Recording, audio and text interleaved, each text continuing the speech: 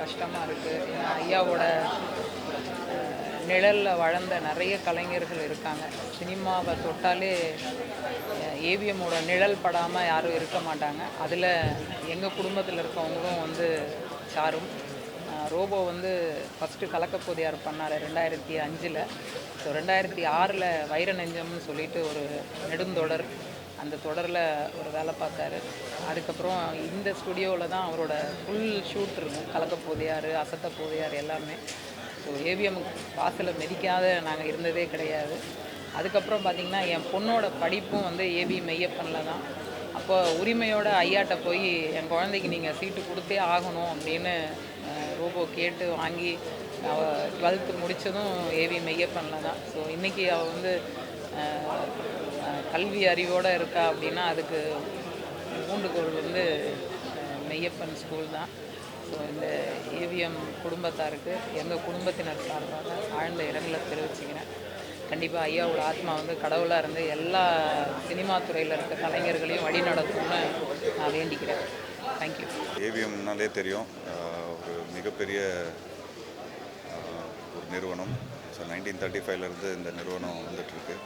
So இதே floors, இந்த ஏரியாக்கே ஃபுல்லாக என்னோடய சின்ன வயசுலேருந்து எல்லாம் ஒர்க்லாம் நான் பார்த்துருக்குறேன். எவ்வளோ கேள்விப்பட்டிருக்கிறேன், எவ்வளோ நலன் கருதியான விஷயங்கள் சினிமாவுக்கு பண்ணியிருக்கிறாங்க.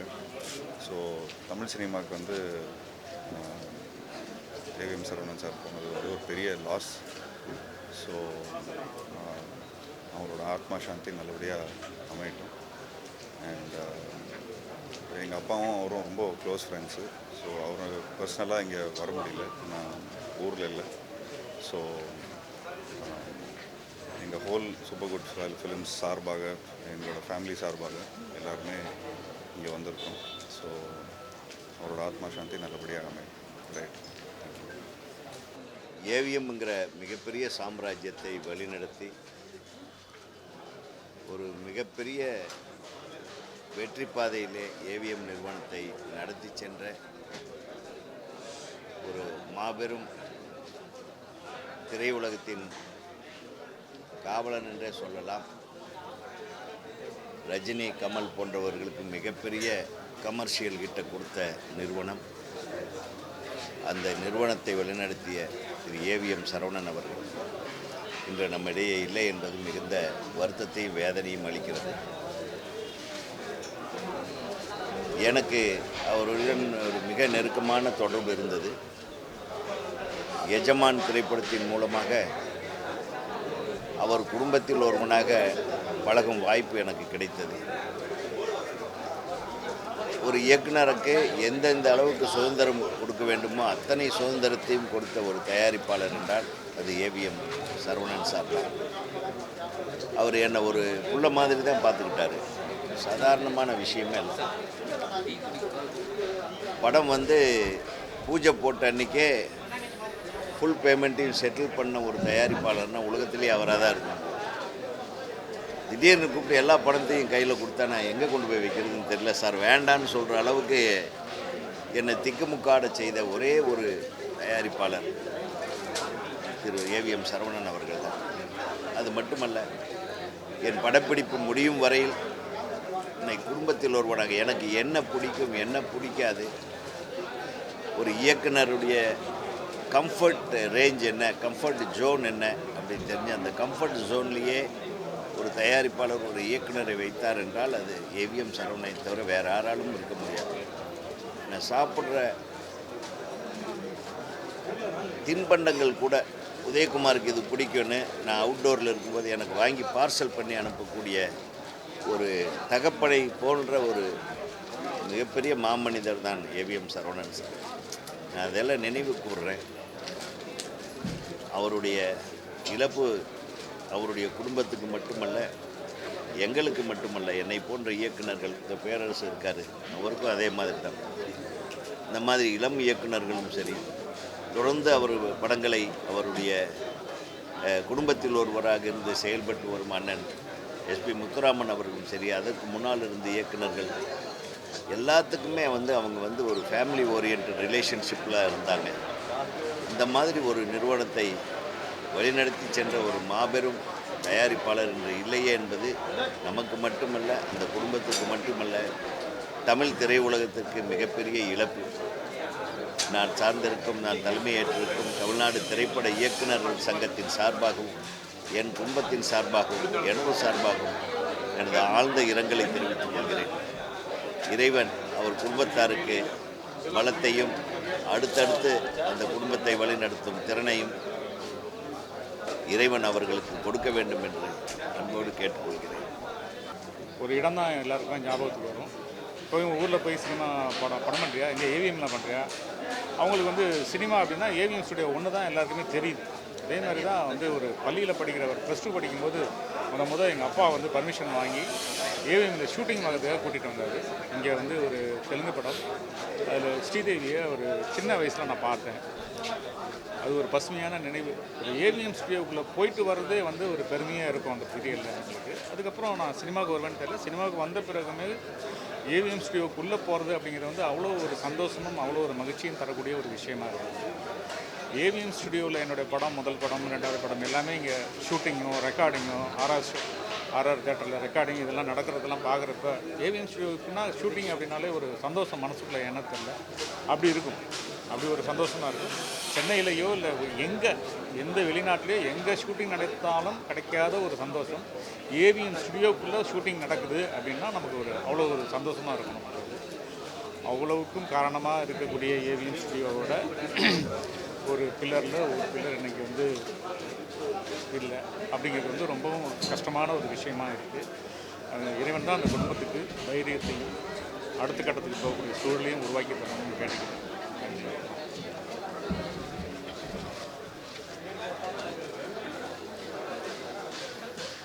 ரொம்ப ஒரு அதிர்ச்சியான நாள்,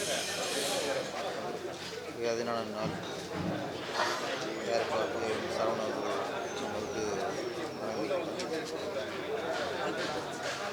தமிழ் திரையுலகின் மிகப்பெரிய அடையாளம் ஏவிஎம் என்ற அந்த வார்த்தையை விட்டு தமிழ் திரையுலக வரலாறு நம்ம எழுத முடியாது. ஏவிஎம் ஐயப்ப செட்டியார் அவர்கள் ஆரம்பித்தார். அது அப்படியே சரவண சார் தொடர்ந்து பண்ணாங்க. தமிழ் துறையில் ஒரு கமர்ஷியல் படங்கள் முதல்ல ஒரு கமர்ஷியல் படத்தை மிக பிரம்மாண்டமாக கொடுத்தது ஏவிஎம்னாலே பிரம்மாண்டம் தான். நோட்டுக்காலை ரஜினி ஸ்டாருக்கு அதுக்கு முன்னாடியே சூப்பர் ஸ்டார் பட்டம் கொடுத்துருந்தாலும் இந்த முரட்டுக்காலை என்ற அந்த பிரம்மாண்டமான படம் தான், அந்த வெற்றி தான் அந்த சூப்பர் ஸ்டாருங்கிற பட்டத்துக்கு அர்த்தத்தை கொடுத்தது. ஒரு முழுமையான அர்த்தத்தை கொடுத்தது முரட்டுக்காலை படம். பட்டி தொட்டிலாம் மிகப்பெரிய வெற்றி.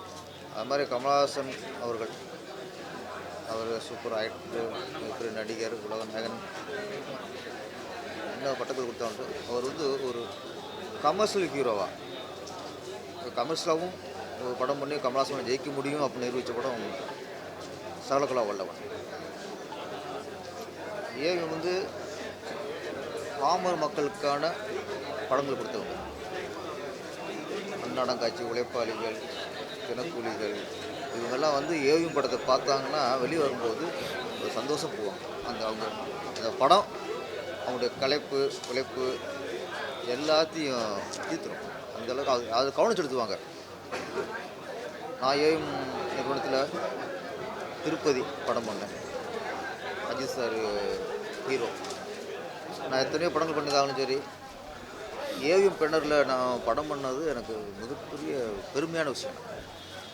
வாழ்க்கையில் எனக்கு ரொம்ப கௌரவமான விஷயம் என்னென்னா, ஏவிஎம் பெண்ணரில் நான் படம் பண்ணேன். அந்த அங்கீகாரம் கிடைச்சிருக்கு ஏவிஎம் சரவண சார் ரொம்ப காரணம். நான் அதுக்கு முன்னாடி திருப்பாச்சி, சிவாசி படம் வெளிவந்த டயத்தில் ஏவிஎம் சார் சரவணன் அழைச்சி எங்கள் படம் பண்ணணும்னு சொல்லும்போது அந்த தருணம், அப்போ தான் நான் ஏவிஎம்மில் நான் கமிட் ஆகும்போது தான் நான் உண்மையிலே சினிமாவில் வெற்றி அடைஞ்சுன்னு நினச்சேன். நான் அது சில இடத்துல அந்த அங்கீகாரம், வெற்றிக்கான அங்கீகாரம். நான் ஏவிஎம் ஸ்டுடியோக்குள்ளே ஃபஸ்ட்டு வரும்போது வர முடியாதப்போ அப்போல்லாம் செக்யூரிட்டிலாம் நம்ம வீட்டுக்குள்ளே வர முடியாது. நான் எப்படியா ஏஎம் ஸ்கூலில் உள்ளே போகணும்னு நினைப்பேன். அப்போ ஒரு 10 ரூபா ஒருத்தர்கிட்ட லஞ்சம் கொடுத்து அவர் கொண்டாந்து உள்ளே விட்டார் என்னைய ஏஎம்குள்ளே. அப்புறம் 2 ஷூட்டிங் பார்த்து கிளம்பிட்டு அதே நிறுவனம் எனக்கு திருப்பி 10 லட்சம் அட்வான்ஸ் கொடுத்து எனக்கு படம் முடிச்சுனாங்க. சரவணன் சார் கையால் நான் ஃபஸ்ட்டு அட்வான்ஸ் வாங்கினேன். அந்த தருணமும் வாழ்க்கையில் அதான் அப்போ தான் நம்மளுக்கு வெற்றி அடைச்சிட்டோம்னு நமக்கு தோணும். இன்னொன்று ஏவிஎம் உதயகுமார் சொன்ன மாதிரி நானும் அதை உணர்ந்தேன். ஏவிஎம்மில் படம் கமிட் ஆனதுலேருந்து ரிலீஸ் ஆகிற வரைக்கும் பணம் கேட்டதே இல்லை. அந்தந்த டயத்தில் கரெக்டாக பணம் வந்துடும். நம்ம வந்து மேனேஜர்கிட்ட சொல்லவே மாட்டோம். கரெக்டாக செட்டில் பண்ணி கரெக்டாக ஒரு இயக்குனர் மட்டும் இல்லை, நடிகர்கள், கேமராமேன், டெக்னீஷியன் எல்லாருக்குமே சம்பளம் வந்து கேட்காமலே ஃபஸ்ட்டு வந்து கொடுத்துருவாங்க. அது என்னென்னா ஒரு சிறந்த தயாரிப்பாளர் அப்படிங்கிற மிகப்பெரிய அடையாளம் ஏஎம் சரவணன் சார். அதே மாதிரி இயக்குனருக்கு முழு சுதந்திரம். ஒரு கதையை கேட்டு பிடிச்சி போய் இயக்குனர் கமிட் ஆகிட்டாங்கன்னா இயக்குனர் தான் அவங்களுக்கு முக்கியம். ஏஎம் நிறுவனத்தை பொறுத்த வரைக்கும் நடிகரை விட அவங்களுக்கு இயக்குனர் தான் முக்கியம். இயக்குனருக்கு தான் அதிக மரியாதை கொடுப்பாங்க. ஒவ்வொன்றும் இயக்குனரை கேட்டு தான் செய்வாங்க. அந்தளவுக்கு இன்றைக்குள்ள நிறைய தயாரிப்பு நிறுவனம் இருக்குது. அதெல்லாம் கற்றுக்கொண்டிய விஷயம் ஏஎம் சரவணன் சார்ட்ட கற்றுக்கொண்டிய விஷயம் என்னென்னா கதைக்கு முக்கியத்துவம் கொடுக்கணும், இயக்குனருக்கு முக்கியத்துவம் கொடுக்கணும். அப்படி கொடுத்தா தான் அந்த படம் நல்லா வருங்கிற ஒரு சூழ்ச்சிமத்தை தெரிஞ்சவங்க தான் ஏஎம் சரவணன் சார். அவர் இன்றைக்கி நம்ம விட்டு மறைஞ்சிட்டாரு. ஆனால் எப்படி ஏவி மெய்யப்ப செட்டியாருடைய புகழ் இன்றைக்கி நிலச்சிருக்கோ அதே மாதிரி ஏஎம் சரவணன் சார் புகழ் என்னன்னைக்கும் நிலச்சிருக்கும். ஒரு இயக்குனர் சங்கத்திலேருந்து நாங்கள் வந்திருக்கிறோம். எங்களோட வேண்டுகோள் என்னென்னா ஏவிஎம் படம்னாலே பாமர மக்கள் விரும்பி பார்த்தாங்க படங்களை. ஏவிஎம் படம்னாலே நம்பிக்கையோடு இந்த படம் பார்த்தாங்க. இப்போ கொஞ்சம் காலமாக ஏவிஎம் நிறுவனம் படம் தயாரிக்கலை. திரும்ப படம் தயாரிக்கணும். நீங்கள் மக்களுக்காக, பாமர மக்களுக்காக, ஏழை மக்களுக்காக, அவங்க சந்தோஷத்துக்காக பழையபடி ஏவிஎம் நிறுவனம் படங்களை தொடர்ந்து தயாரிக்கணும்னு வேண்டிக்கிறோம். எல்லாருக்கும் வணக்கங்க. எல்லாருக்கும் வணக்கம். இன்றைக்கி வந்து முதலாளிகள்லேயே பெரிய முதலாளி அவர் வந்து சினிமாவையும் சினிமா கலைஞர்களையும் எத்தனையோ குடும்பங்களை வாழ வச்சிட்ருக்கவர். அவர் இன்றைக்கி இல்லைன்றதை வந்து நம்பவே முடியல. நேற்று தான் அவரோட பர்த்டே, இன்றைக்கி அவர் இல்லை அப்படின்றது வந்து ரொம்ப கஷ்டமாக இருக்குது. நிறைய பேரோட குடும்பத்தில் வந்து அவர் வந்து ஒரு குடும்ப தலைவராக இருந்து அவ்வளோ நல்லா பார்த்துக்கிட்டவர். இன்றைக்கி சினிமாவுக்கும் சரி கலைஞர்கள் குடும்பத்துக்கும் சரி ஒரு மாபெரும் இழப்பு. அவர் கையால் நாங்கள் வந்து அட்வான்ஸ் வாங்கி நிறையா படங்கள் நடிச்சிருக்கோன்றதே ஒரு பெரிய பொக்கிஷமான ஒரு விஷயம். எங்கள் கல்யாணத்துக்கெல்லாம் முதல் ஆளாக அவர் தான் வந்து 1.5 மணி நேரம் வெயிட் பண்ணி எங்களை பார்த்து எங்களை ப்ளஸ் பண்ணிட்டு போனார். அவ்வளோ அன்பு வச்சுருந்தார் எங்கள் மேலே. அண்ட் அவரை இப்படி பார்ப்போன்னு நாங்கள் நினைக்கவே இல்லை. அந்த மரியாதைனா என்ன, எவ்வளோ பெரிய ஆளாக இருந்தாலும் கை கட்டி அவரை வந்து ஃபோட்டோவில் கை கட்டாமல் அவரை பார்க்கவே முடியாது. அவ்வளோ ஹம்பிள்னஸ் அவருக்கு, அவ்வளோ சிம்பிளிசிட்டி, அவ்வளோ டிவைன் பவர் அவர்கிட்ட இருந்தது. அண்ட் அவரோட ஆத்மா நல்லபடியாக சாந்தி அடையணும்னு நான் வந்து கடவுளை வேண்டிக்கிறேன். அண்ட் கண்டிப்பாக இந்த ஏவிஎம் ப்ரொடக்ஷன் வந்து ஒரு கோயில் மாதிரி கலைஞர்களுக்கு இன்னும் நிறைய படங்கள் எடுக்கணும். நிறைய குடும்பங்கள் வந்து அவர் வாழ வச்சுருந்தவர், இன்னும் அவங்க ஃபேமிலி வந்து அதை செய்யணும் அப்படின்னு மனசார வேண்டிக்கிறேன். எல்லா கலைஞர்களுக்கும், இயக்குநர்கள், ப்ரொடியூசர் நிறைய பேருக்கு இந்த ஏவிஎம் வந்து கோவில் மாதிரி. இந்த கோவிலில் இருக்க தெய்வம் வந்து ஐயா ஏவிஎம் சரவணன் அங்கிள் அவர்கள். அவங்கள வந்து சின்ன குழந்தையிலேருந்து எல்லாருக்கிட்டையும் கையை கட்டி ரொம்ப அன்பாக இருப்பார். அந்த மாதிரி ஒரு முதலாளியை நாங்கள் பார்த்ததில்லை. நானும் ஆர்த்தி சின்ன வயசுலேருந்து அவருடைய பேமெண்ட்டில் நிறைய படங்கள் பண்ணியிருக்கோம், நிறைய ஏவிஎம் சீரியல்ஸ் பண்ணியிருக்கோம். ஸோ இன்றைக்கி வந்து அவரை பார்த்து நிறைய விஷயம் கற்றுக்கலாம். அவரோட அடக்கம், அவருடைய உழைப்பு, அவர் வந்து எப்படி நடந்துக்கணும், எப்படி மரியாதையாக நடந்துக்கணும் அப்படின்னா நிறைய எங்களுக்கெல்லாம் அட்வைஸ் பண்ணியிருக்காரு. எங்கள் 2 பேருக்கும் எங்கள் கல்யாணத்துக்கு அவர் தான் முதல்ல வந்தார். வந்துட்டு ரொம்ப திருப்தியாக எங்களை ஆசீர்வாதம் பண்ணார். அந்த பிளெஸிங்கெல்லாம் நாங்கள் மறக்க முடியாது. எங்களை மாதிரி கலைஞர்கள் எல்லாருக்குமே அவரோட பிளெஸிங் எப்போவுமே இருக்கணும். அவரோட ஆத்மீக சாந்தி அடைய கடவுளை வேண்டிக்கணும். நன்றிங்க. தேங்க்யூ.